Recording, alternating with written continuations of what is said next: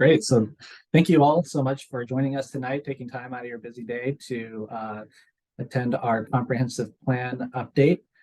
Today we'll have a presentation just for the first part of this meeting. We don't want to take up too much time because in the latter half of the meeting, we'll have breakout groups where we will have the opportunity to talk in individual groups with some questions that we have based on the topics that we're going over today.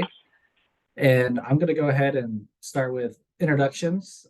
We have a few presenters today. I'm Colin Poff. I'm the Long Range Planning Supervisor with the Department of Community Development. Also with us today, we have Kirby Yobek. Kirby, do you want to introduce yourself? Yes, hi everyone. Kirby Mesablu Yobek, Environmental Programs Supervisor with Department of Community Development. Great, and Jim Rogers as well. Hi, I'm Jim Rogers, Long Range Planning, DCD. Great, and although not presenting today, also Eric Baker is here with the county.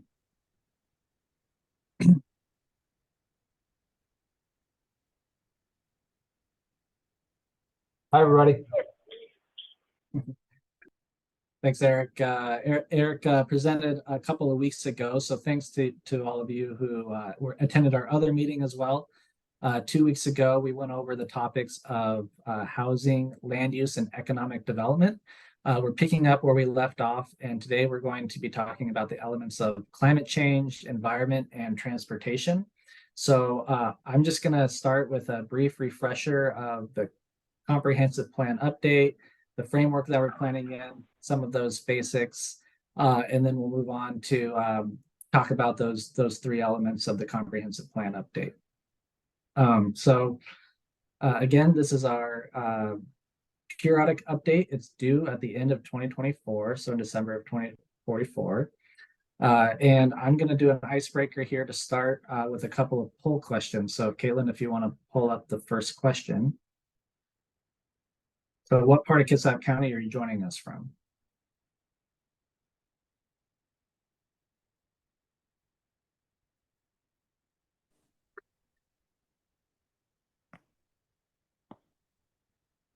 All right, thanks everyone. So we have a pretty good North Kitsap representation here, some central, some south, and one outside of Kitsap County. So a fairly good balance. I think I need to share it. So there you can see quite a few folks coming from North Kitsap. So thank you all for coming. And then I think we have a second poll question as well. Caitlin, can you pull that one up?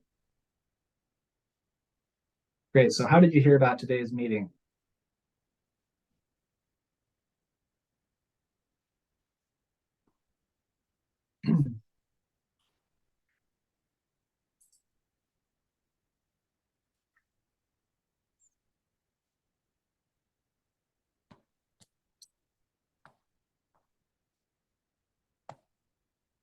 Okay, I think we have most people have answered. We got a lot of notification, letter via email, our Gov delivery, as well as a couple from social media and word of mouth.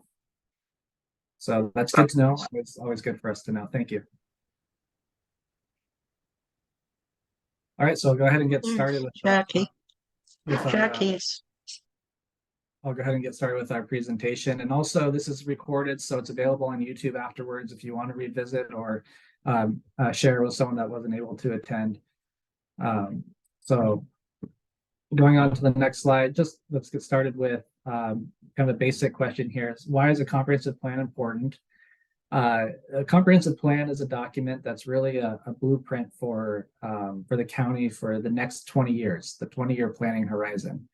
And that document directs county actions on things like growth, on infrastructure, environmental protection, our housing choices, and many other topics. The comprehensive plan applies to all of Kitsap, unincorporated Kitsap County. It does not apply to tribal lands, and it's required to do this by state statute. So any county or city planning under the Growth Management Act needs to have a comprehensive plan, and that comprehensive plan needs to have certain required elements in it as well. So what is the Growth Management Act? It is a piece of state legislation that was passed in 1990 And it provides us with a variety of goals that we need to balance. There were 14 goals. Now there are 15 as we are now planning for climate change as well. And that's a focus in this, a new focus for us in this new update. So as you can imagine, this covers a variety of topics, a lot of ground here. It's how do we find the balance between all of these? They don't provide us with a priority order. So what levers do we pull to make sure that all of these things are adequately addressed and make sense based on the local circumstances in the county? So the Growth Management Act has the core concepts, or a core tenet of the Growth Management Act are the types of land in the county. There are urban lands, rural lands, and resource lands. So urban lands are where we would focus most of our upcoming growth in population and housing. So you can see dense housing, shopping, and jobs. When you think of our rural areas, think protected from growth, larger properties, rural jobs, limited commercial areas. And then we have resource lands. So those are areas that are protected from any development.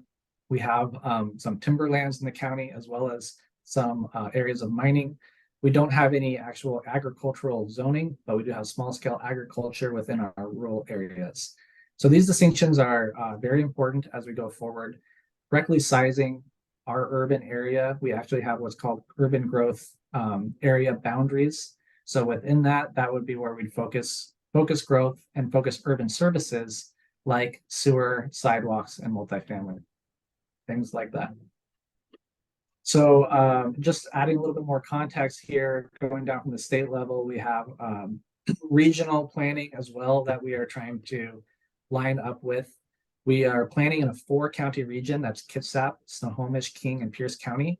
And that would be the Puget Sound Regional Council that has a document called Vision 2050 that plans for those 4 areas, or those 4 counties. And Vision 2050 actually establishes population and employment targets for any unincorporated urban area, rural area, or city in the Puget Sound region. Going a step further, we have the countywide planning policies.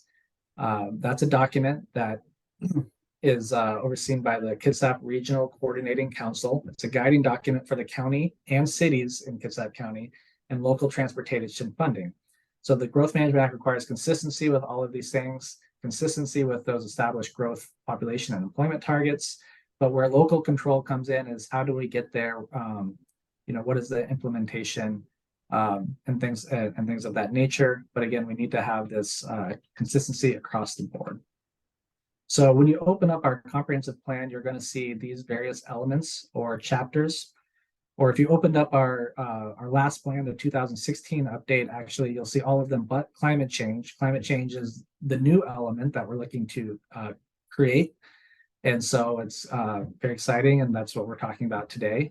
But we have existing chapters of land use, economic development, environment, transportation, parks, recreation, and open space, capital facilities, housing and human services, and a few sub-area plans, like a sub-area plan for Kingston, Silverdale, and some of our rural communities as well. And so this is how the document is organized. And so, like I said, we had a presentation on land use, economic, and housing before. Now we're talking about climate, environment, and transportation. And within these elements too, when you look at them, we have goals, policies, and strategies. So we're looking to make sure that those goals, policies, and strategies align with the vision for the county and actually create a framework and actionable items for us moving forward. So when I say planning for growth as being a key part of GMA and a key part of comprehensive planning, we actually have countywide growth targets for the next 20-year planning horizon. Those targets call for a population increase of 70,747 residents countywide, employment of 46,023 new jobs. And then new to this update is how many housing units, 32,951 housing units. So we actually, under new state guidance, need to provide a certain amount of housing units that can house that population growth at different economic levels. Housing for our population at over 100% area median income, 75%, 50 and below, et cetera.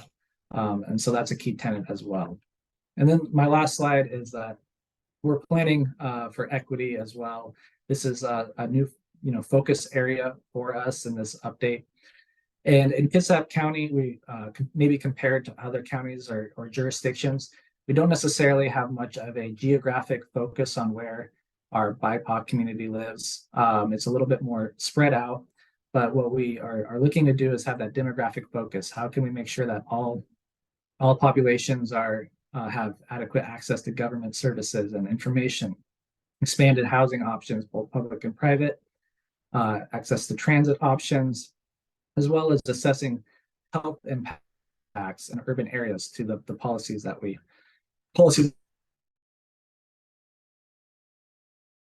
And to be consistent with those countywide planning policies, again, and regional plans, like I mentioned, we have an internal gap analysis that looks at, okay, what's missing in our current plan, and what do we need to add into our goals, policies, and strategies to ensure that we're including equity. So with that, that's kind of a survey of the general comprehensive plan. And then I'm going to kick it over to Kirby to talk about environment and climate. Thanks. Thanks, Colin. Good evening, everyone. Again, my name is Kirby Mesavlu-Yobek. Thank you for participating in these comprehensive plan meetings, public engagement meetings.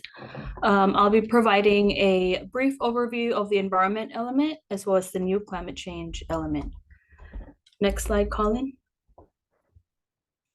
So Washington's Growth Management Act, or the GMA, sets forth the planning goals that Colin had mentioned.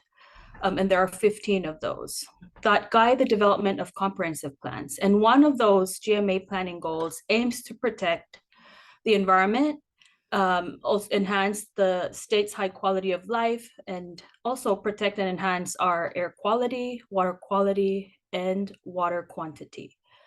Next slide, Colin.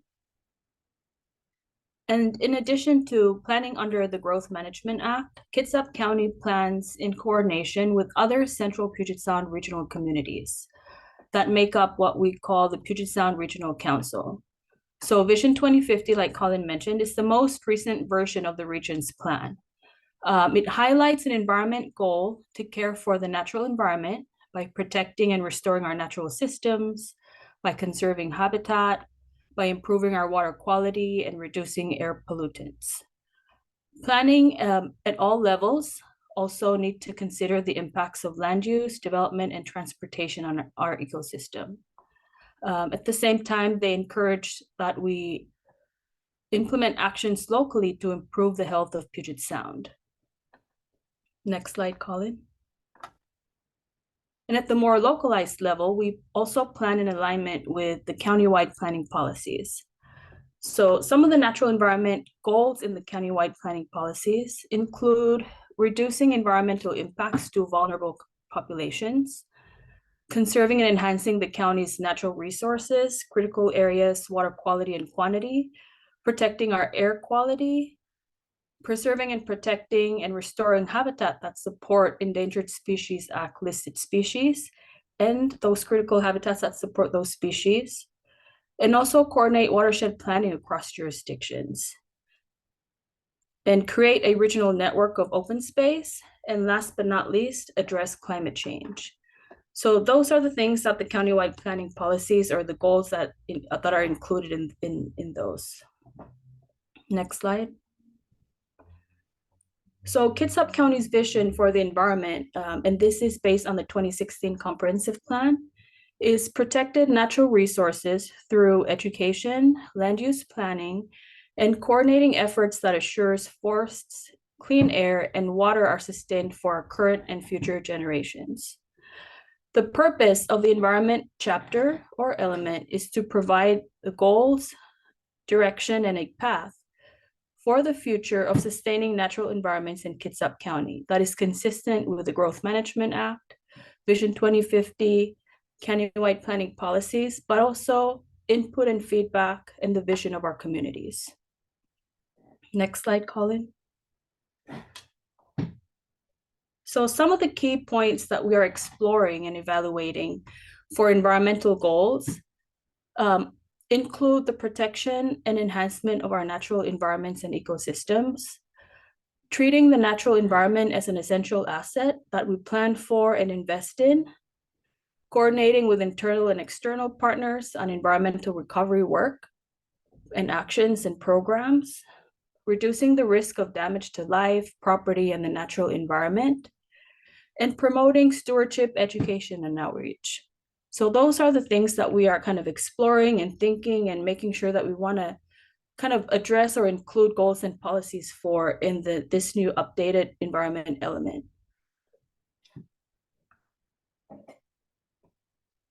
All right, so for the 2024 update, we are proposing a new climate change element to include in the comprehensive plan. So as we all know, climate change has already affected and will continue to affect our infrastructures, our natural systems, our economy, our culture, and the livelihoods of the people that live and work here in Kitsap. So we've experienced measurable and observable climate trends and impacts. If you remember the king tide of December 2022, and that resulted in a lot of coastal flooding across the county. So the intent of this new element is to establish a foundation. So for a framework related to climate issues, and will help facilitate planning for our county to assist in meeting the planning goals of the Growth Management Act, and to ensure that our communities are resilient to the impacts of climate change. Next slide. So the Growth Management Act, again, includes 15 goals, and climate change and resiliency is the most recently added goal following the adoption of House Bill 1181. So the revised Code of Washington was amended during the 2023 legislative session to include climate change and resiliency, and really guide the development and adoption of comprehensive plans and regulations related to climate change. So if you recall in earlier slides about Vision 2050 and countywide planning policies, this new climate change element aligns clearly with those planning frameworks in reducing greenhouse gas emissions, and also making sure that we address the impacts and plan ahead and to ensure resiliency. All right, so the county recently completed 2 studies or assessments that provides really important information to help us plan for resilient communities and reduce greenhouse gas emissions. So the climate change resiliency assessment was completed in June of 2020 in partnership with Bremerton and Port Orchard.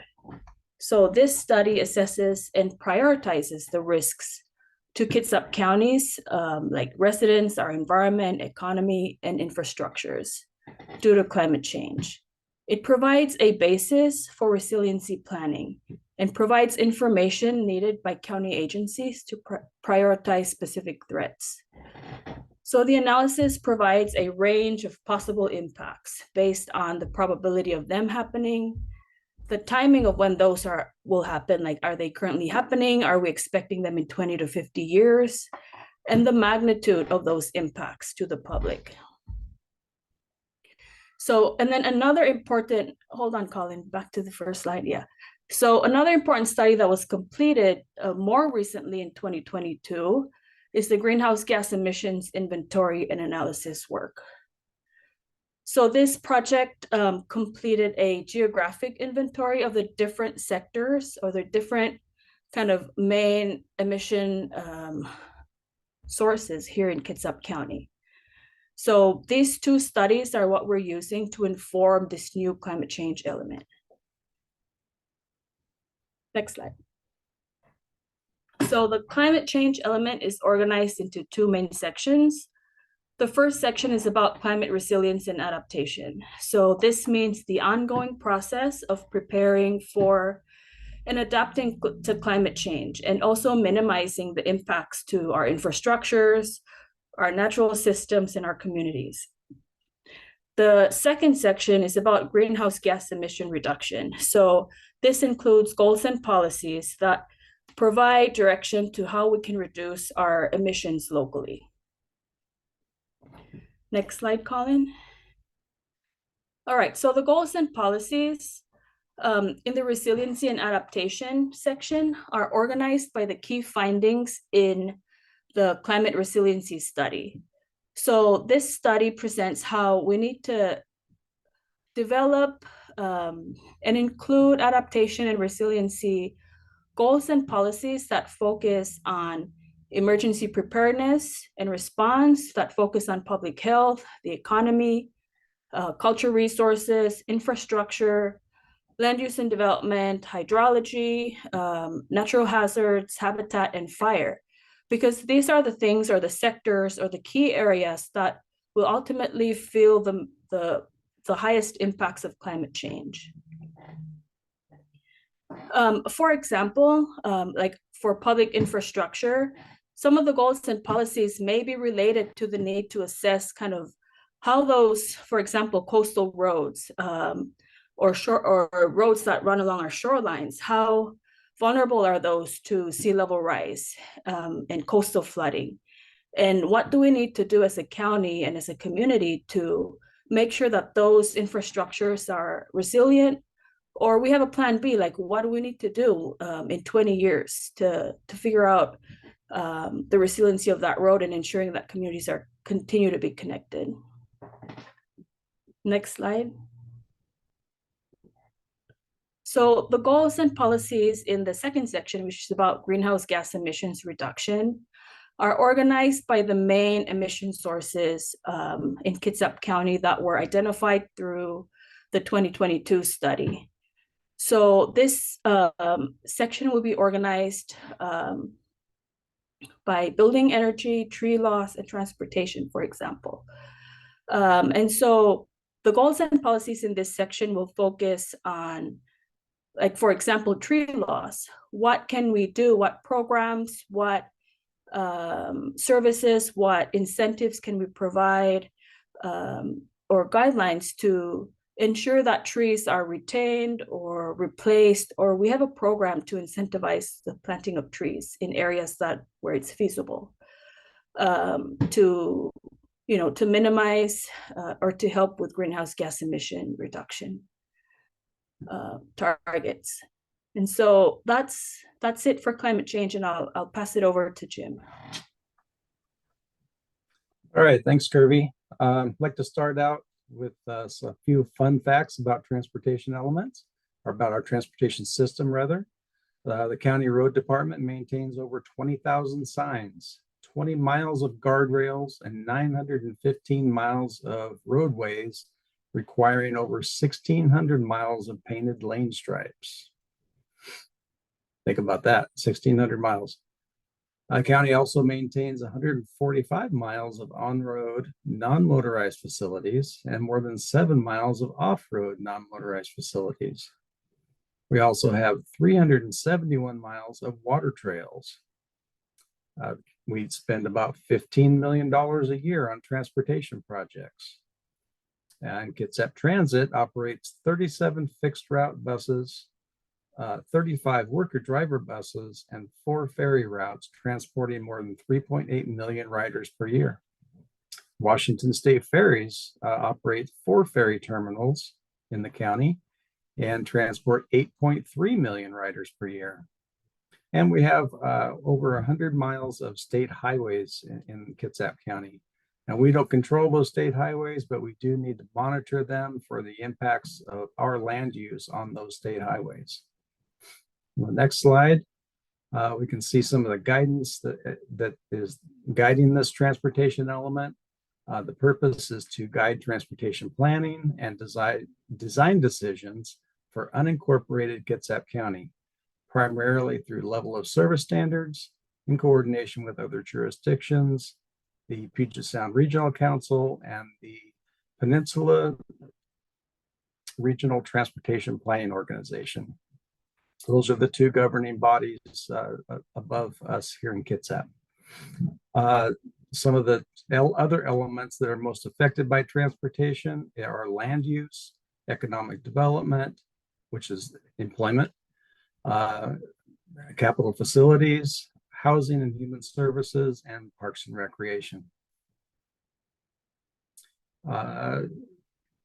Some more guidance is that our transportation element needs to establish a multimodal transportation system through regional intergovernmental coordination. So we need to coordinate with our neighboring cities and neighboring counties and other jurisdictions. We need to emphasize moving people rather than vehicles through support of high capacity transit and non-motorized facilities. We need to continue the concurrency requirements of the Growth Management Act. And concurrency, it means that our transportation system needs to keep up with our growth and development so that our transportation system doesn't get overwhelmed. And we need to maximize the efficiency of our existing transportation corridors before creating new ones. It's always best to use our money wisely before we have to build something new. Next slide, please. The county's transportation vision. The residents of Kitsap County envision an efficient, flexible, and coordinated multimodal transportation system, including roads, bridges and highways, ferries, transit, and non-motorized travel that provides interconnectivity and mobility for county residents and supports our urban and rural land use patterns. Next slide. Some of the transportation goals. These aren't the details of the goals. These are the summaries. These are like kind of the concepts behind the goals.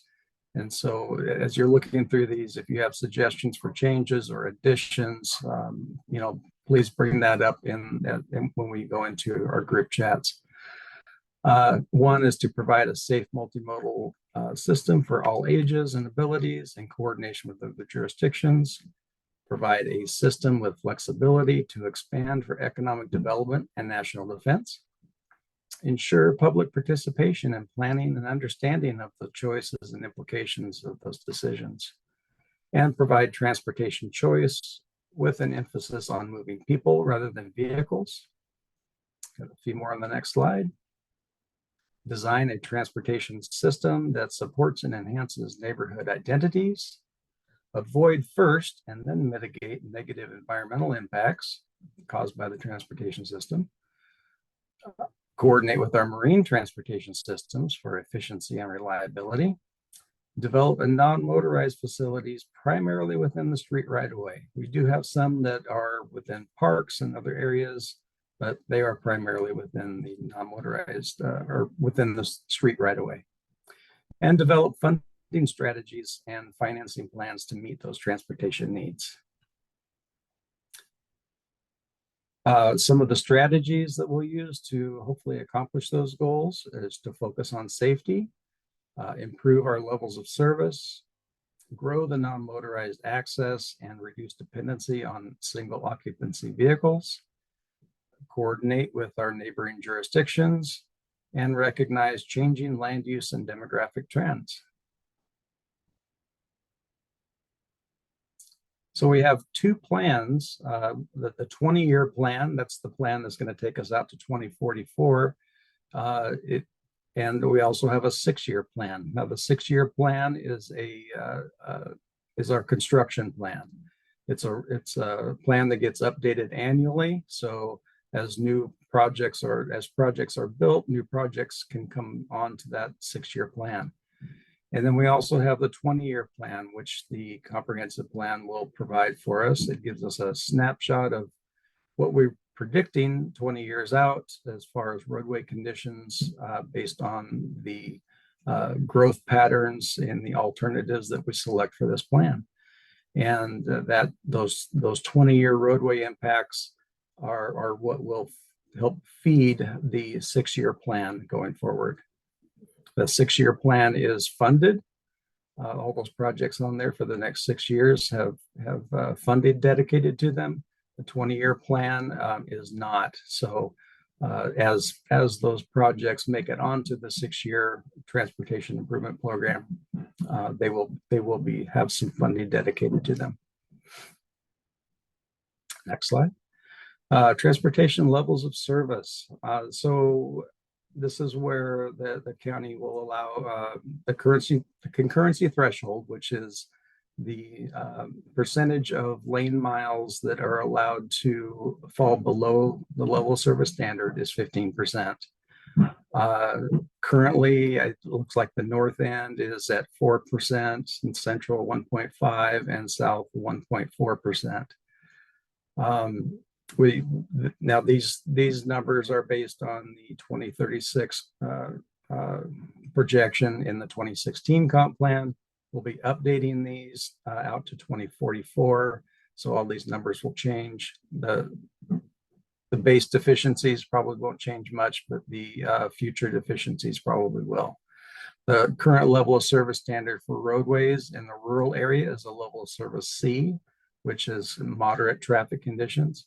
And in urban areas, it's level of service D, which are moderately heavy. We try not to let it get past beyond D. In any case, you start getting into poor levels of service with stop and go traffic, and nobody likes that. So next slide. So we do have a revised schedule since the last time you may have seen one of our presentations. Due to some challenges in getting transportation information ready to study in the environmental impact statement, as long as some other capital facilities information. We've extended our project for about 6 weeks. We're now looking at a mid-December draft environmental impact statement, comprehensive plan, capital facilities plan, and regulations to be released for public review. Then we'll have about 3.5 months until sometime in April before the board will hold the public hearings and select a preferred alternative. And then that preferred alternative will be studied in the final environmental impact statement. And we hope to have a final documents with the comp plan, the capital facilities plan, and regulations out for public review again in August. And then if everything goes as planned, the board will hold additional public meetings November, December, and adopt the comprehensive plan in December of 2024. Our due date for this project set by the state is December 31st, 2024. So we need to try to get it done by then. Some of the public outreach that we're doing, we have a comprehensive plan website and along with storyboards that go over each of these elements, whether it's housing, environment, climate change, transportation, whatever you want to get more information on. The storyboards are really helpful for that. We are putting out emails and social media notifications. We're doing virtual and in-person meetings, all recorded on YouTube, just like this meeting.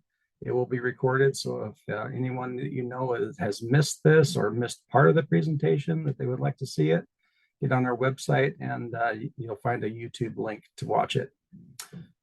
Individual meetings and community groups, civic organizations and stakeholders, and of course, public hearings.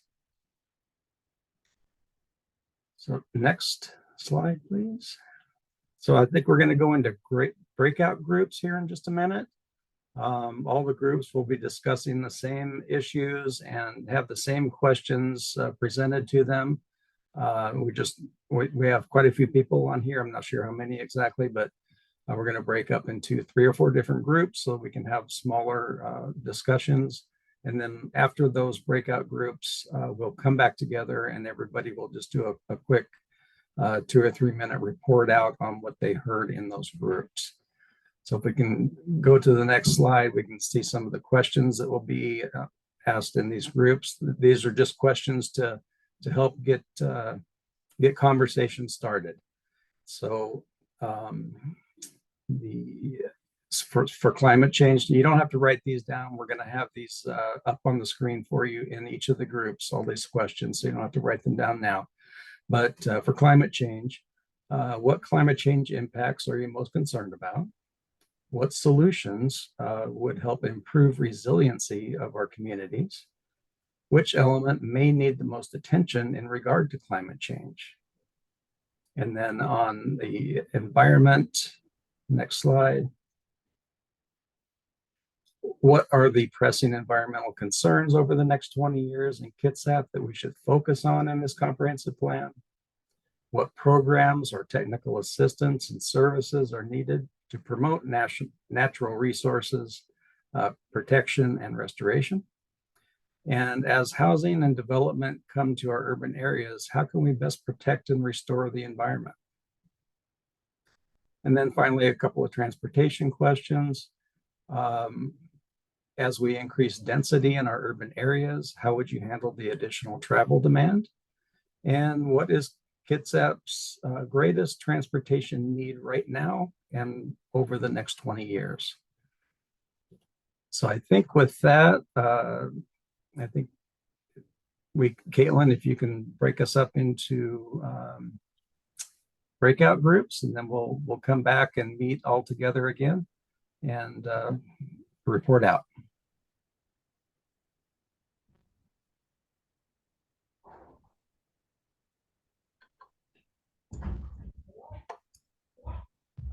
So it looks like we have 39 participants, randomly broken up.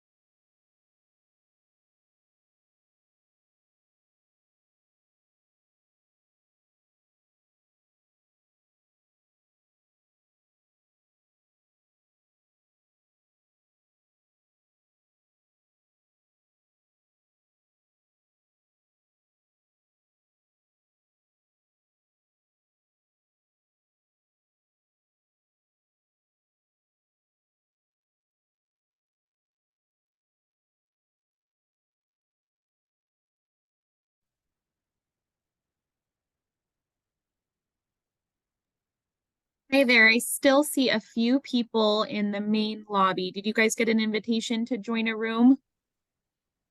No, I just signed on. Oh, no problem. I'll go ahead and get you assigned here.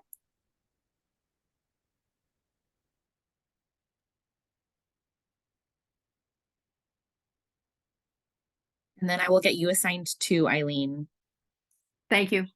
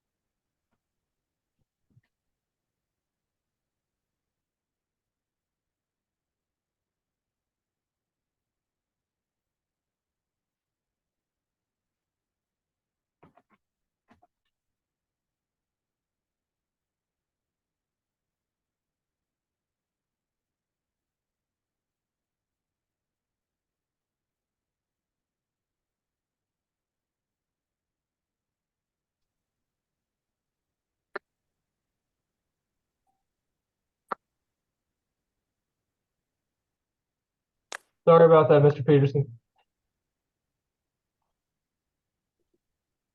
Welcome back, everyone. I hope everyone had a good discussion. I know our group did get through all of our questions, and we had a a really good discussion kind of around all those topics. So let's take we've got about 10 minutes here, so let's take about 2 minutes each to kind of summarize what we talked about, and then I'll wrap us up. So I'm gonna actually just share my screen again one more time.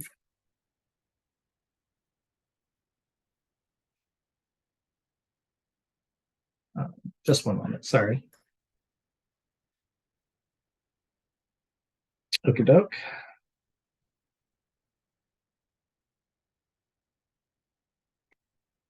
All right, so going back to the discussion questions on climate. The first question, what climate impacts are you most concerned about? We had a lot of answers on this one. One was about climate migration from other areas as more areas other areas maybe become less habitable than the Pacific Northwest, that we'd see population growth trends. An interesting point. Ability to grow food and agriculture. Fire concerns were brought up a lot. We have a lot of timber in the county. We need to pay close attention to the fire threat.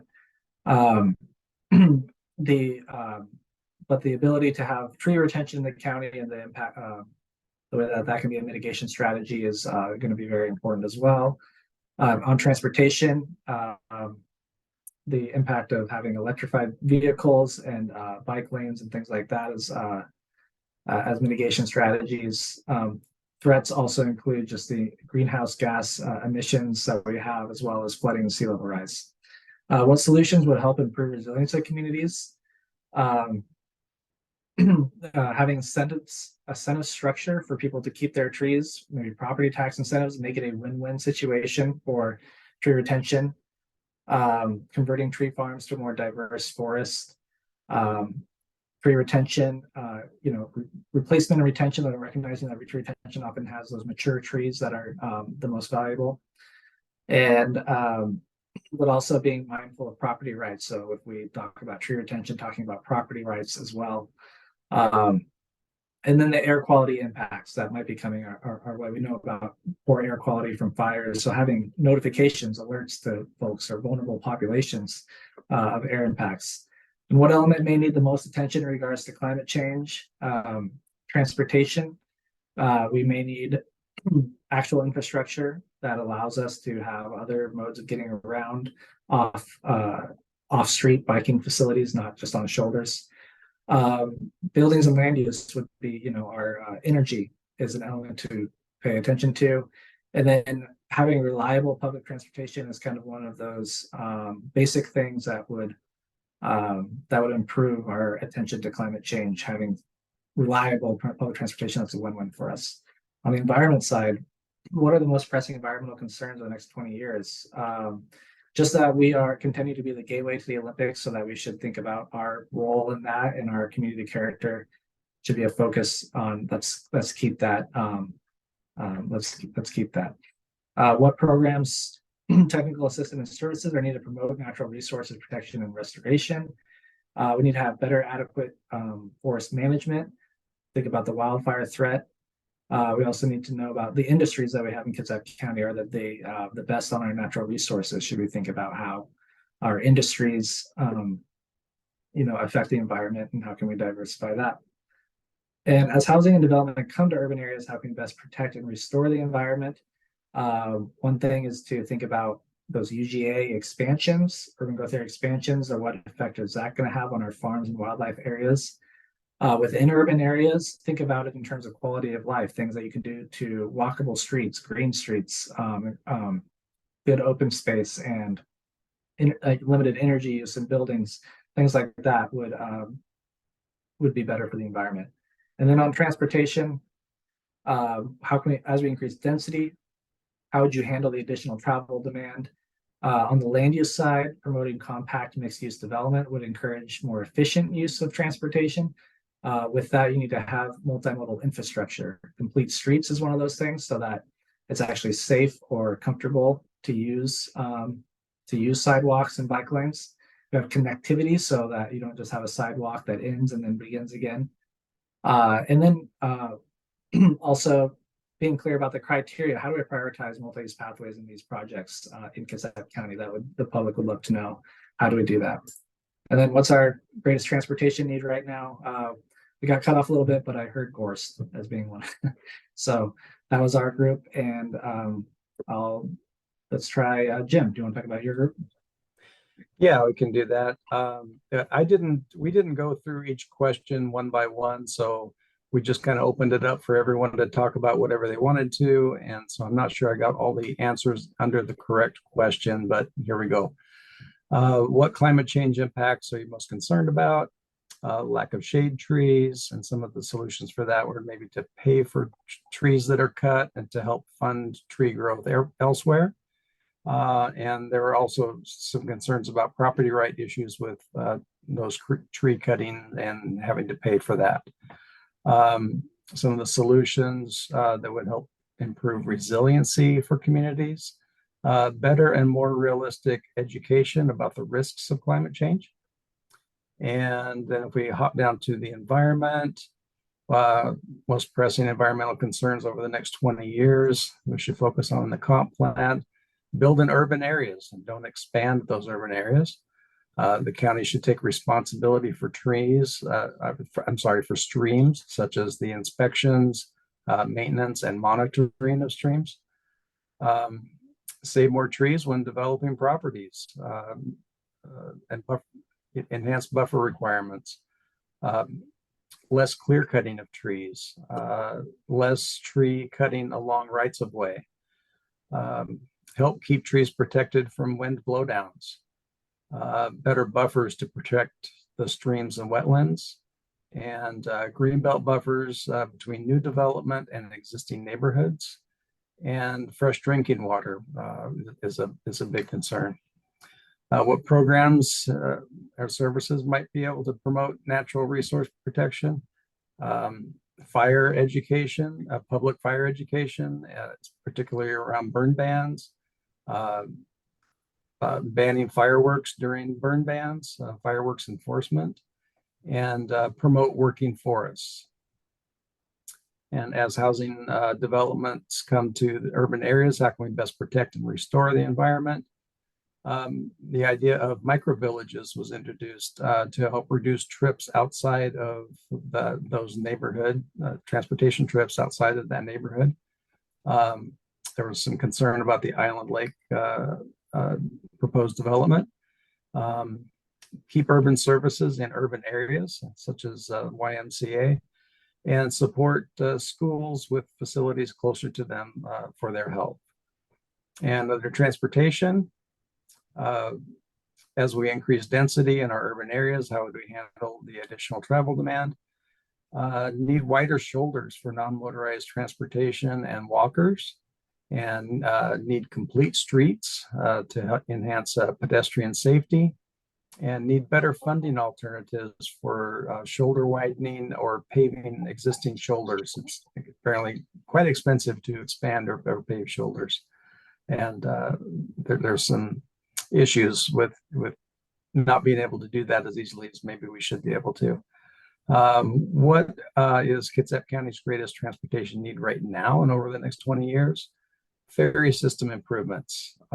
They should be freed, kind of like the state highways are. Car tabs, maybe reintroduce the MVET to help fund ferries, and reduce property taxes and increase sales tax to help offset revenue, and better ferry connectivity was an issue. So that pretty well covers ours. Thanks, Jim. And how about Kirby? What did you guys talk about? I can go. I think we're room number 4. So I can share a little bit about we didn't touch every single one of these questions, but we touched each of the different elements. So what climate change impacts are you most concerned about? Sea level rise came up first. But then we had a really good kind of explanation about why the December 2022 flooding event may be a misleading kind of example to use for sea level rise, because there were a lot of other factors that we need to take into consideration, including the barometric pressure that was super low, that happened at the same time a king tide was occurring, which resulted in extreme flooding in many areas of Kitsap County. So thank you for kind of explaining that. Other things that we are concerned about were extreme heat and the heat waves. You probably have, experienced that. Extreme weather patterns that may come with, the changes in our climate. Some of the solutions that we talked about was, we need to take climate change impacts into account and consideration when talking about zoning and in general. For example, we should not grant building permits in areas that are most likely to be flooded or would be facing impacts of climate change. When there's damages to infrastructure due to climate change or sea level rise, for example, we should not allow rebuilding in that same area. This will minimize any future repeat damages, really. And then in terms of extreme heat, we can look into houses and developments and how those are built. The materials that are used for those need to be taken into consideration to kind of be resilient and to help, with maybe like with insulation, or to ensure that, during extreme heat, it's cool in the house. Or we talked about encouraging tree retention or a tree replacement policy. We should look into. We also talked about reducing clear cutting, or figuring out some funding mechanisms to purchase timber rights to protect our forest covers. I think many of the other things, the other groups discussed, we touched on. We also talked about the importance of estuaries and creeks and how they may be impacted by climate change. For the environment, we talked about discharge of sewer plants into Puget Sound as one of the biggest concerns. We talked about sprawl and how it's difficult to get around. There's no sense of community, and we need to drive everywhere. And the loss of natural areas and open space. And then we also touched a lot on transportation as well, but I know we're at 7:31. But I'll put one out there. We talked about another tip program or another tip process that includes things like pedestrian lanes and non-motorized facilities, rather than just clear roads and on the tip. So that's it. Thanks. And we just had one more. So Eric, how about your group? In the essence of time, I'm going to go with ditto, but no, I'm actually going to go a little further than that. There's a lot of conversation about protecting our water supply, concerns about water wheeling, which is the movement of water from one aquifer to another aquifer and moving it around the county, and the potential for infrastructure failure. Concerns about, again, the lack of water and its impact on streams, stream flows, stream temperatures. That also led to the protection of streams through a tree canopy, either maintaining trees, maintaining buffers. There was concerns about critical area variances. So as we are talking about development, there was definite interest in ensuring that the critical areas are considered first and development second, whether you are in an urban area or a rural area.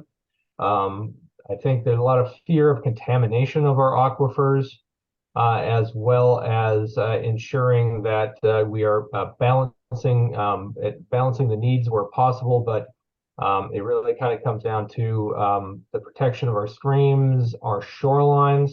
We did have a little bit of a difference of opinion on whether people should be able to protect their land on the shorelines, and exactly what that could do to wildlife habitat.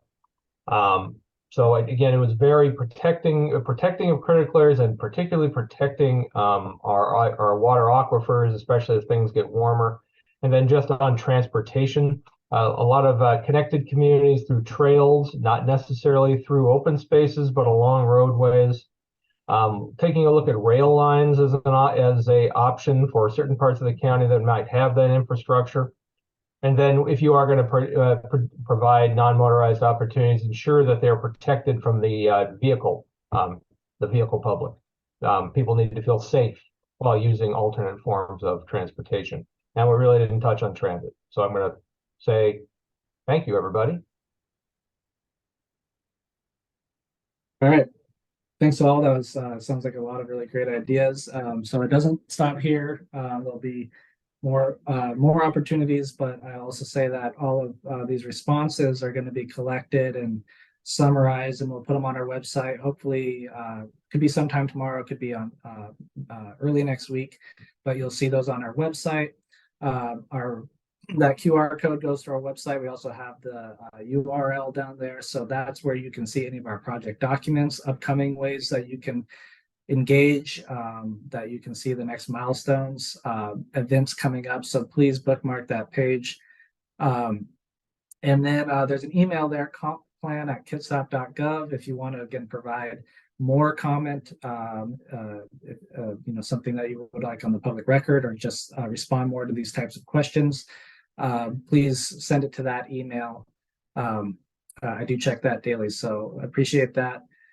And then I'll put in a plug as well. We're talking about the elements in the comprehensive plan, so I would put a plug in for our story maps. If you go to our website, we have GIS story maps for each one. You can actually read what's in the current plan and comment right on it. And so that's a good way to just kind of see how we're updating this. But much more to come. Appreciate all the great engagement tonight. Thank you again for your time.